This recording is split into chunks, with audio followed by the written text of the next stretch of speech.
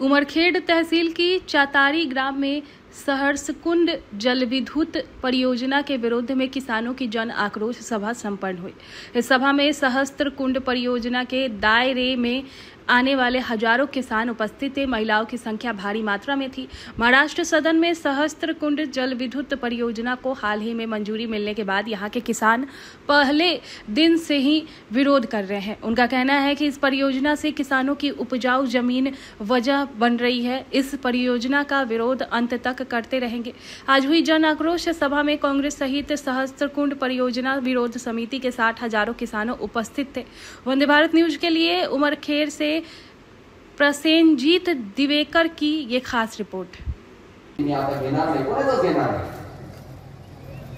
परंतु आपण जोपर्यंत ही क्रिया करणार नाही त्यांच्या कानावर तुमचा आवाज जाणार नाही। साहेब, आपल्या गावात आमच्या गावात तुम्हाला येण्यास बंदी आहे। जो कोणी समर्थक असेल त्याच्या कानावर तुम्ही सकाळी बोर्ड लावून तर संध्याकाळी सर्व माहिती चालल्या जाईल।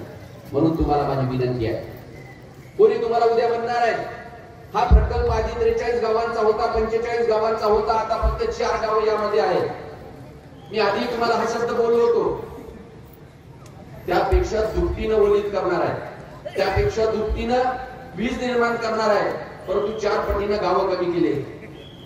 एका इंजिनियरला आम्ही बोललो, बाबा हे कसं शक्य आहे? ते म्हणाले जर सरकार कोणी म्हणते याची आपण जनसुनावणी घेऊ।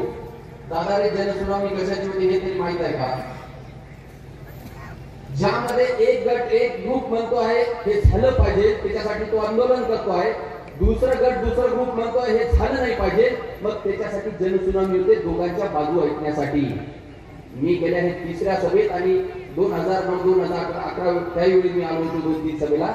त्यावेळी आजची परिस्थिती पाहता असं म्हणतो की आपल्याकडे समर्थक धरण करा म्हणणारे कोणीच नाही, जनसुनावणी कशाची घेता? जेव्हा जनसुनावणीची गरजच नाही